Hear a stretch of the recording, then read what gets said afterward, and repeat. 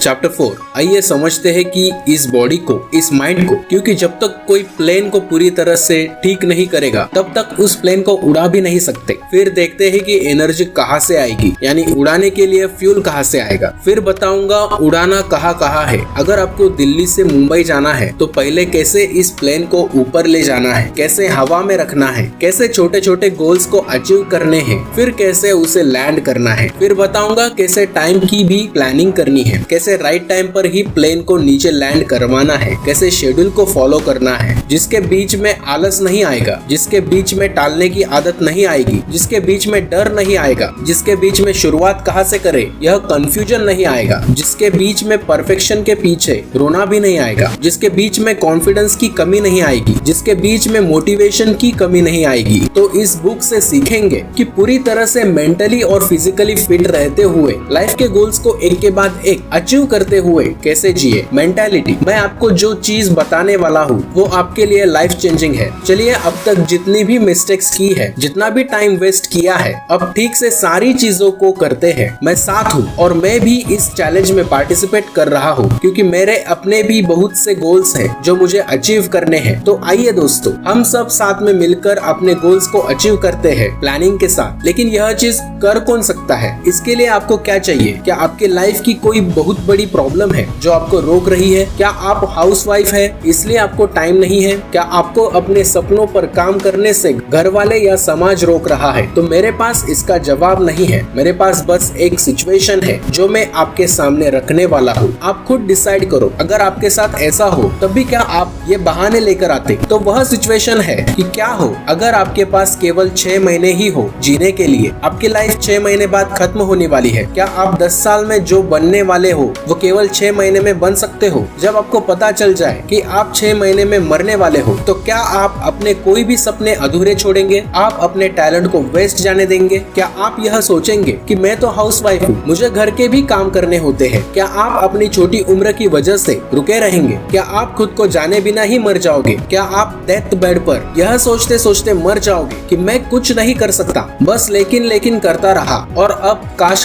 करके मर गया? नहीं ना। जब आपको पता चल जाए कि आपके पास लिमिटेड टाइम है तब क्या आपका टाइम मोबाइल में वेस्ट होगा, सोशल मीडिया में वेस्ट होगा? तब क्या आप ज्यादा बातें करोगे? तब क्या आपको सुबह 5 बजे उठने में परेशानी होगी? तब क्या आपको सप्ताह में 40 घंटे काम करने में दिक्कत होगी? तब क्या आप एक्टिव फील नहीं करोगे? तब क्या आपका टाइम मोबाइल में वेस्ट होगा? सिर्फ 6 महीने बचे हैं। तब क्या आप अपने आप को यह बोलोगे कि मेरी हालत टाइट है? आपके गोल्स को, आपके सपनों को इस बात से फर्क नहीं पड़ता कि आपकी हालत कितनी टाइट है। आपके सपनों को फर्क पड़ता है कि आप कितने टाइट हो। आपके पास 6 महीने हो केवल, क्या तब आपको टाइट करने के लिए, स्ट्रांग होने के लिए मोटिवेट करना होगा या मोटिवेशन आपके अंदर से आएगा? अगर आपको 2020 में सच में कुछ बड़ा करना है और उस बड़े करने की वैल्यू आपको समझ आ जाए, सिर्फ तभी आप अपने टाइम की वैल्यू समझ सकते हो। और आप तब तक टाइम वेस्ट करना बंद नहीं कर सकते जब तक आप अपने टाइम की वैल्यू नहीं कर लेते। जिस तरह से खुद का कमाया हुआ पैसा कोई वेस्ट नहीं करना चाहता है, जब तक घर वाले कमा कर दे रहे हैं उसकी वैल्यू नहीं पता। जब खुद मेहनत से कमाते हैं तब समझ आती है और फूक कर चीजें खरीदते हैं। लेकिन क्या आप टाइम को भी फूक कर स्पेंड कर रहे हो?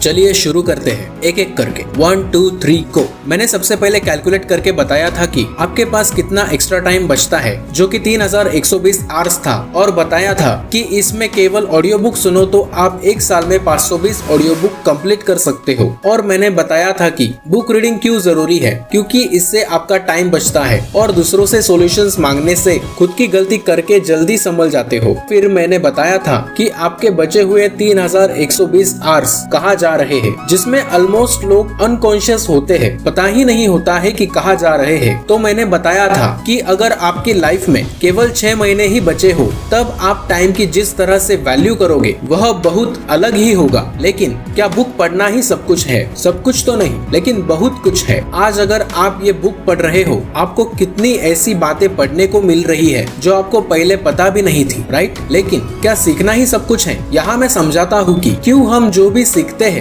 वह अप्लाई नहीं कर पाते हैं, और अप्लाई करे भी कैसे। मैंने यह तो बता दिया कि आपका इतना टाइम बचता है, इस जगह आप इतनी बुक्स पढ़ सकते हो, पर उसे अप्लाई भी तो करना होगा ना। #2 connection between habits, brain power and knowledge. अब मैं आपको नॉलेज, हैबिट और ब्रेन पावर के बीच का कनेक्शन बताता हूँ। आप कोई भी नई चीज सीखते हो, बुक से, इंटरनेट से कोई लेसन सीख लिया तो वह आपको कब तक याद रहेंगे, वह इस बात पर डिपेंड करता है कि आपकी ब्रेन मेमोरी कैसी है। और सबकी ब्रेन पावर अलग अलग है, लेकिन भूलेंगे सब। कोई जल्दी भूल जाएगा तो कोई लेट। इंसान भूलता ही है, इसी वजह से अकाउंट सब्जेक्ट बनी है, वरना लिखकर हिसाब क्यों करते। तो नॉलेज आप कोई भी ले लीजिए, एक टाइम के बाद चाहे 10 साल के बाद आप उसे भूल ही जाओगे। अब ध्यान से पढ़ना जो बताने वाला हूँ। अब आप नॉलेज को अलग नजर से देखोगे कि वह क्या है। जब तक कोई चीज जिसे आपने सीखी उसे हैबिट नहीं बना लेते तो आप वह चीज भूल जाओगे, और अगर हैबिट बना ली तो आपके ऊपर उसे याद रखने का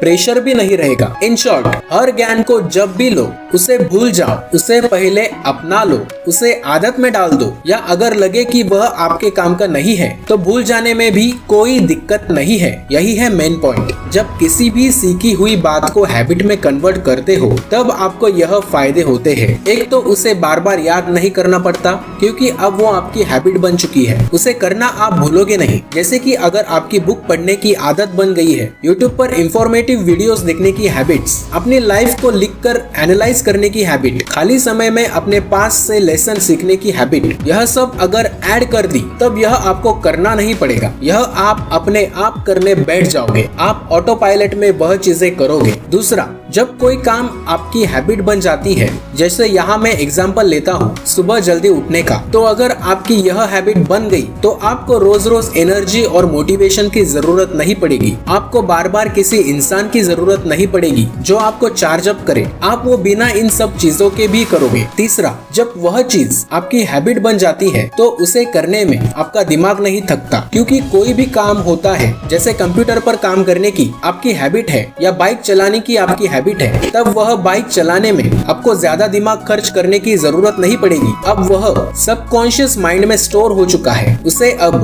कॉन्शियसली करना नहीं पड़ता, जिससे आपके दिमाग की एनर्जी यूज नहीं होती। सिंपल भाषा में, दिमाग पर ज्यादा जोर नहीं लगाना पड़ता। इस बुक से जो भी आप सीख रहे हो वह आप एक ना एक दिन भूलोगे। इसका फायदा आप सिर्फ तब ले सकते हो जब आप इसे इम्प्लीमेंट कर लो। इसे भूलने से पहले कुछ अपने काम की बात को अपनी हैबिट में ऐड कर लो। तो कोई भी चीज जब आपको पता होती है, जो ज्ञान आपको पता है ताजा ताजा अपने लिए, उसे आदत में डालने में कौन सी चीज आपको रोक रही है। हो सकता है वह आदत इसलिए नहीं बन रही क्योंकि आपके अंदर उसे रोज करने की विल पावर नहीं है। जैसे जिम जाना, आपको अपनी आदत बनानी है लेकिन वह आदत नहीं बन रही है। क्यों? क्योंकि एक ना एक दिन आपकी विल पावर कमजोर हो जाती है। तो यह मन क्या चेंज हो जाता है, माइंड क्यों चेंज हो जाता है? क्योंकि एनर्जी नहीं रहती, थक जाते हैं, एक्साइटमेंट खत्म हो जाता है, मोटिवेशन नहीं रहता, कॉन्फिडेंस नहीं रहता। यह क्यों होता है? यह जानने के लिए हम समझते हैं इस दिमाग को, इस बॉडी को, कि आपके ब्रेन में ऐसे क्या केमिकल्स हैं जिसकी वजह से आपको हर बार अलग अलग फील होता है। कोई भी काम करने के लिए आप मोटिवेटेड, एक्साइटेड होते हो, तब आपके ब्रेन में क्या चल रहा होता है। और जब आप नेगेटिव हो जाते हो, कुछ भी करने का मन नहीं करता, कॉन्फिडेंस लो हो जाता है, तब आपके दिमाग में क्या चल रहा होता है वह समझते हैं। क्योंकि जितना आप अपने दिमाग को समझ पाएंगे